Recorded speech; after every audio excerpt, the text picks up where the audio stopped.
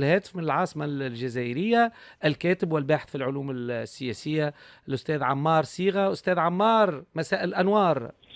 مساء الأنوار، تحية طيبة لكم ورمضان مبارك لكل الشعب التونسي ولكل ضيوفك الكرام. نعم أستاذ عمار، أكيد تتابع هذه الحركية، هذا ماراثون التصريحات بخصوص الوضع في تونس، وحضور التصريحات الجزائرية كان لافت، سواء من خلال كلام الرئيس عبد المجيد تبون أو من خلال هذا التبادل في مستوى الآراء، في مستوى التنسيق، خاصة بين إيطاليا والجزائر بخصوص تونس. ما معطياتكم؟ ما المعلومات؟ ما الذي يحصل؟ هل لديك تفصيل أكثر؟ أن المرادية تبنى مقاربة المؤامرة الموجودة على تونس. كيف ينظر في الجزائر للوضع التونسي بالضبط؟ بطبيعة الأمر فتشابك العلاقات بين تونس والجزائر ذو خلفية حضارية وخلفية تاريخية. الجزائر طالما نظرت إلى جيرانها بعين الاهتمام والتشاركية في كل القضايا ذات الشأن المتبادل، منها السياسية، نعم. الاقتصادية وحتى الأمنية. نعم. وبخصوص ربما السيال الذي تمت إثارته مؤخرا فيما يتعلق بزيادة الاهتمام أو بالشأن السياسي أو الاقتصادي في تونس. نعم. وبالنسبة للجزائر كجارة وكشقيقة بالنسبة لتونس تولي اهتماما بالغا، وقد تجلى ذلك من خلال الخطاب الرسمي للسيد رئيس الجمهورية الذي طالما تحدث باهتمام بالغ وربما بنوع من العاطفية تجاه تونس وما يحدث في تونس. نعم. وفي هذا دافع ورافع عن كل ما يمكن أن يتعلق بالتدخل في الشؤون الداخلية لتونس. نعم. وشدد على احترام حدود السيادة التونسية وعدم التدخل في الشؤون الداخلية لتونس. ضف إلى ذلك هو رغبة الجزائر في مرافقة شقيقة تونس في تجاوز محنتها خاصة الاقتصادية، وقد تجلى ذلك من خلال تنسيق إيطالي جزائري. وفي هذا السياق نعتقد أن التنسيق هو ذو خلفية اقتصادية بحتة تنموية، فإيطاليا من مصلحتها أن تحد من ظاهرة الهجرة غير الشرعية ومن توافد قوارب الهجرة غير الشرعية، وذلك بتبني مقاربة تنموية من شأنها أن ترفع ربما الضغط الاقتصادي على كاهل شعوب نعم. المنطقة شمال إفريقيا. نعم. والمغرب العربي بالخصوص. نعم. سيد عمار مرحبا معك، نجيب الجزيري. نعم. مرحبا أخي، مرحبا. سيد عمار، الرئيس عبد المجيد تبون في حوار نعم. الجزيرة قال لي تونس تعرض للمؤامرة. نعم. وفي المطلعين على الشأن التونسي يقول لك اللي قبل الإيقافات اللي صارت في تونس صار هاتف بين الرئيس عبد المجيد تبون والرئيس التونسي دام تقريبا 45 دقيقة.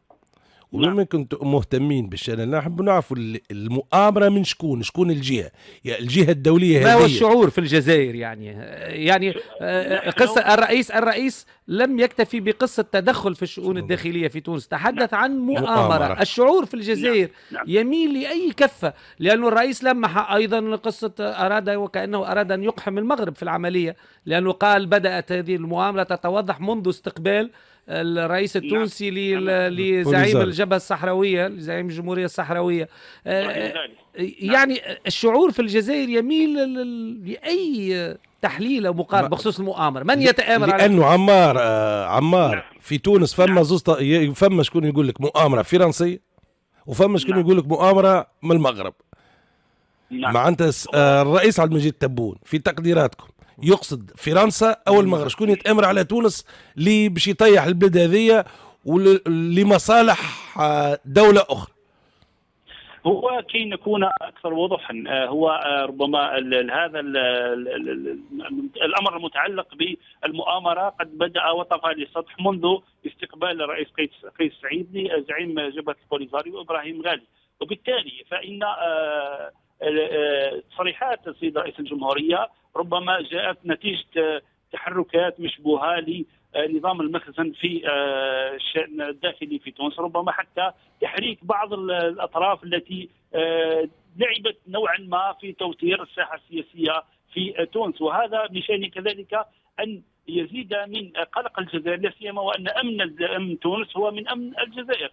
وفي ذات السياق لوبيات فرنسية كذلك تعبث في الشأن الداخلي في تونس. والجزائر تدرك تمام الإدراك. لماذا؟ لأن سبق وأن اكتوينا بنار الاستخبارات المخابرات الفرنسية واللوبيات الفرنسية التي طالما عبثت بالجانب الأمني خاصة في الجزائر، وحتى الجانب الاقتصادي والسياسي فيها. وفي ذات السياق الرئيس كذلك تبون يقصد بشكل او باخر حتى المؤامره الاقتصاديه للوبيات المال العالميه، على راسها صندوق النقد الدولي الذي يناور في كل مره من اجل منح تونس قرضا لتجاوز محنتها الاقتصاديه، وبخلفيه نوعا ما ذات طابع او طعم مؤامره ربما لتحريك او للعبث بالشان السياسي في تونس، واملاء بعض الاجندات التي لا تخدم الشعب التونسي لا من قريب ولا أستاذ عمار. من بعيد. أستاذ نعم. عمار،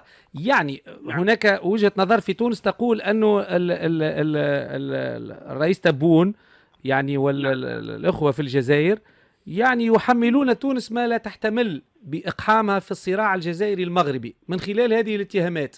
يعني هل هناك تجارب سابقة؟ هل هناك أدلة لديكم في الجزائر تفيد أنه النظام المغربي ممكن أن يكون ضالع في التآمر على تونس أو في الإساءة إلى تونس أو في تعفين أو توتير الأوضاع؟ يعني هل هناك معطيات يعني ملموسة في هذا المجال حتى لا يفهم من الحديث الجزائري أنه توظيف لتونس في صراع اللي هو الصراع التاريخي المعروف بين الجزائر والرباط بخصوص ملف الصحراء الغربية؟ وبكل صراحة وبكل وضوح ربما حتى وهذا اللي طالبينه.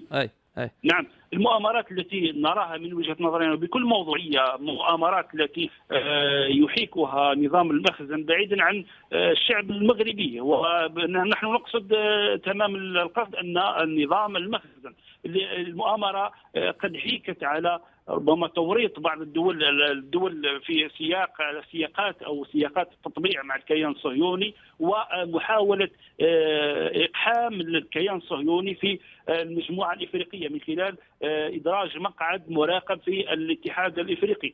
ألا يمكن اعتبار هذا في حد ذاته مؤامرة على القارة الإفريقية، ناهيك عن مؤامرات أخرى متعلقة خاصة في العشرية السوداء، طالما كانت المملكة المغربية حديقة خلفية للجماعات المتطرفة، وطالما مكث أمراء الجماعات الإرهابية التي كانت تعبث وكانت تعيث فسادا في الشأن الأمني في الجزائر، وكانت دماء الجزائر تسفك والأمراء مستقرون في قصور ملكية في المغرب. وهذا هذا بالنسبة للجزائر المغرب. أي بالنسبة لتونس، ما دخل تونس في ذلك حسب رأيكم؟ نعم، تونس هو بالنسبة للعلاقات، نحن كجزائريين وربما كمراقبين للعلاقات الجزائرية التونسية لا يمكن بأي حال من الأحوال أن نملي أجندات أو نملي أمور معينة على شقيقة تونس في اختيار مساراتها فيما يتعلق بالسياسة الخارجية التونسية.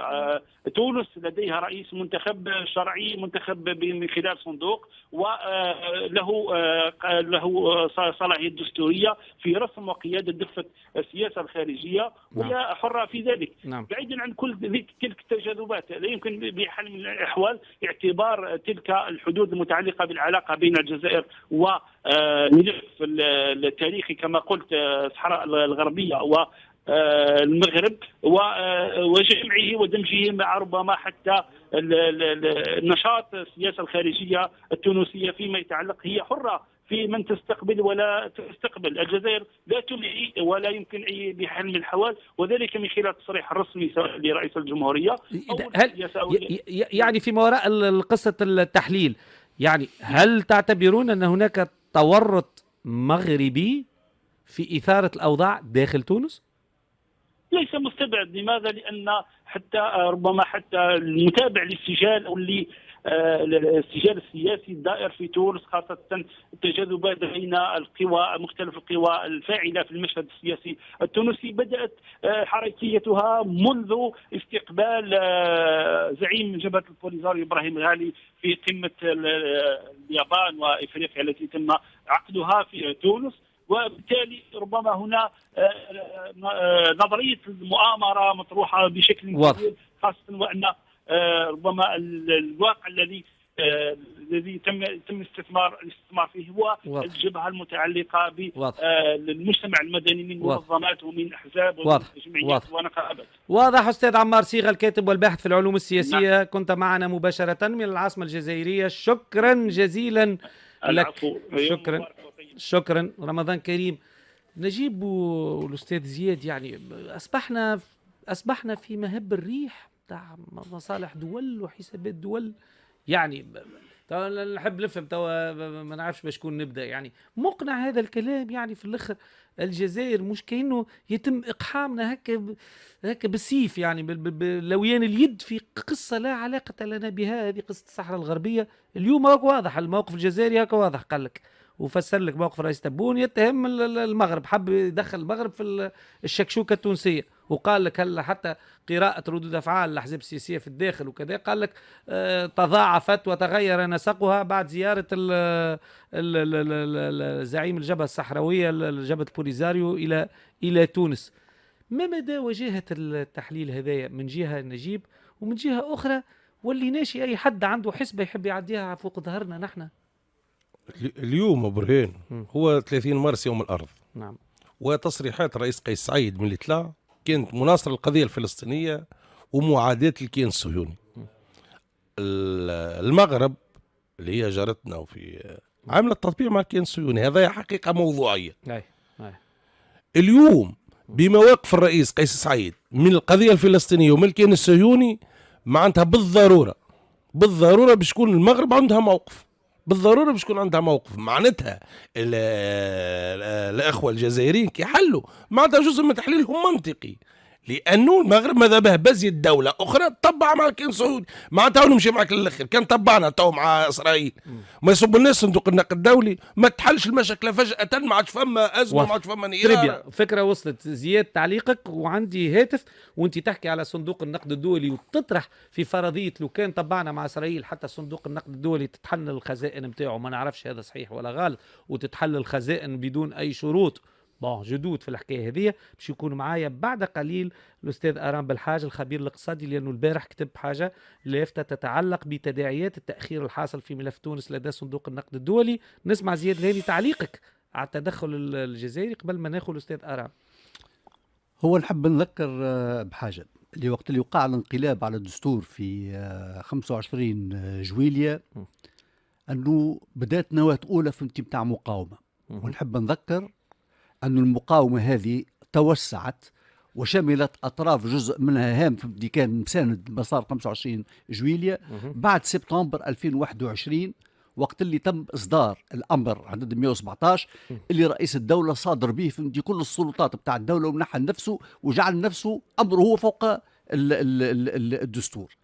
الزيارة متاع زعيم جبهة البوليزاريو في تونس جات في أوت 2022 بعام يعني تحب تدخل أنت راهو التصاعد الحركة الاحتجاجية جات بعد البوليزاريو. أنا نرى أنه كلام فارغ ولا معنى له، وبل بالعكس نرى أنه هو اصطياد في المال عكر واستغلال الظرف في الحالي في بتاع تونس لمزيد توريطها في قضية نعتبرها جريمة في حق كل المغرب العربي الكبير، لأنه الموقف الجزائري اللي نعتبره مخزي من قضية الصحراء المغربية وتدخله في الشأن المغربي في الداخلي وسعيه لتقسيم الدولة المغربية هو اللي عطل قطار التنمية وعطل فهمتني قطار النهضة في المنطقة فهمتني متاعنا، وعطل كل المشاريع